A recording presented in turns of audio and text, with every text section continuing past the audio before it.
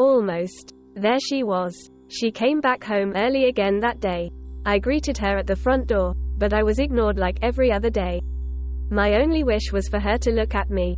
Even once. Even for a second. That was all that I wanted. She walked past me and threw herself onto hers now, couch. I sat next to her, but she didn't care. She closed her eyes, her breath slow. Her face was now free from all stress from work, calm and relaxed like a refreshing end to the day. She was beautiful. She truly was the most beautiful girl I've ever seen. Her skin was so white like the mellow snow, blanketing the shivering blades of grass in a winter warmth. Roses bloomed underneath that snow in her cheeks, petals soft enough to touch like the thorns completely disappeared. Her eyes were snowflakes, gracefully forming water into beautiful crystals. They were blurred and blue like a lake frozen over from the winter chill. And her hair, my favorite, cascaded down her small shoulders like midnight flooding into the day, taking over all of the light. It was like ink staining a silk canvas.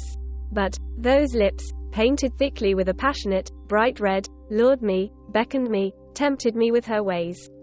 They pulled in me closer and closer to hers. If only I could feel once more. God, you're too close, she said, her voice frightening me in the silence. All of a sudden, my heart jumped with excitement and fear and anxiety and eagerness. You can see me? I asked. How can I not with you staring at me like that every day?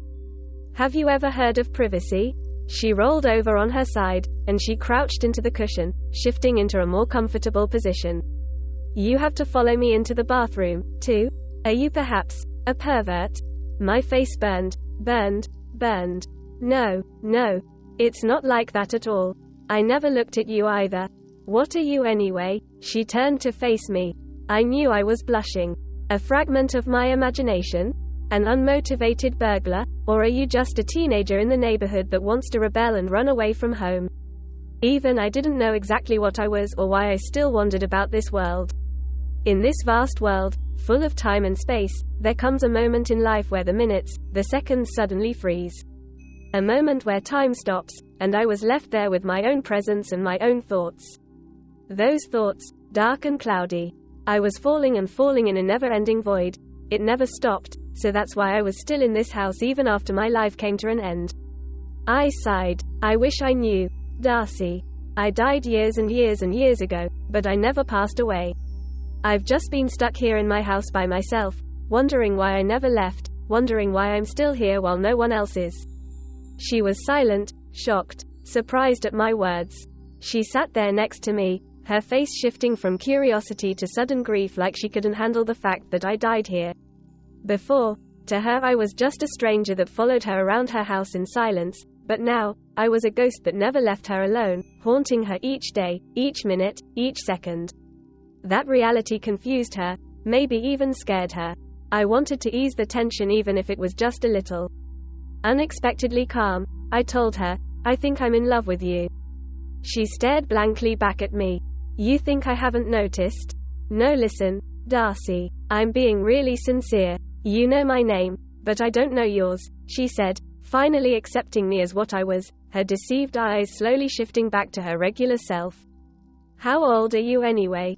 The name's Peter, and I died when I was 17, but I can't remember how no matter how hard I try. It was like all of my memories were erased. Darcy stared into my eyes beside me, her words stuck in her throat, choking her.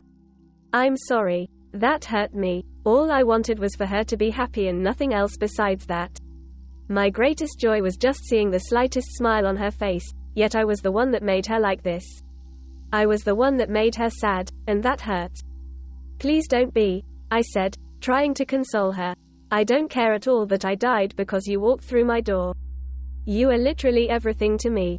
Her soul was like the setting sun. I observed it every single day. It was like I could see her aura around her. It was serene, calm, peaceful, beautiful. It was like a slow picture of color, a painting of nature, of passion and love, a blend of night and day, warm and cold. Her heart was soft like the last light of the day, slowly descending down, down, down. It was too hard to bear to be without her radiance that guided me.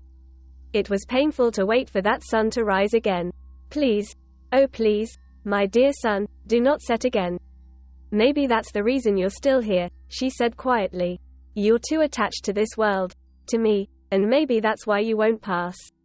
You should forget about me. My heart felt heavy like the truth attacked its strings. I couldn't forget about her. I wouldn't. She was my everything. She was everything that I thought about day and night. Even as she fell into a deep slumber, I would watch the house, making sure no harm would come to her. It wasn't like I could do anything, but I wanted to protect her. She was my treasure, my gold, my everything. I reached out to her, but my reality was nothing but emptiness. My limbs go right through her body. What a fool I was to think that a ghost and a human could ever be together. It's physically impossible. I was a mistake, a slip in a supernatural phenomenon, and I didn't even belong in this world anymore. The red string that I thought was wrapped around our fingers was snipped right before my eyes. Our fate that I thought was drawn out right in front of me was now erased into a blank canvas. Our worlds were too different to ever align with one another. It was a shame. It hurts. There's pain, more pain than I could ever imagine. To long for the one thing in life that I can never ever have.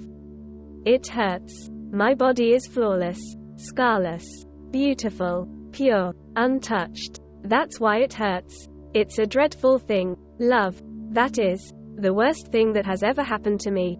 Love. That is the most painful thing for me. Love. That is my desire and lust cannot be controlled. Therefore, my heart must suffer alone. Without spark, emotions. Touch. A slight touch is all that I ask for. Skin against skin. The feeling of warmth. The rush of adrenaline throughout my still blood. The chills that would climb up my arms. A touch. To connect. To feel. To love. A suffocating love. A non-existent love. An unimaginable love. A hopeful love. Eventually. Almost. The word that I hate the most. A word with much sadness. A word with no end. Almost. A want so close yet never achieved. The saddest type of love. Almost in love. And I vanished.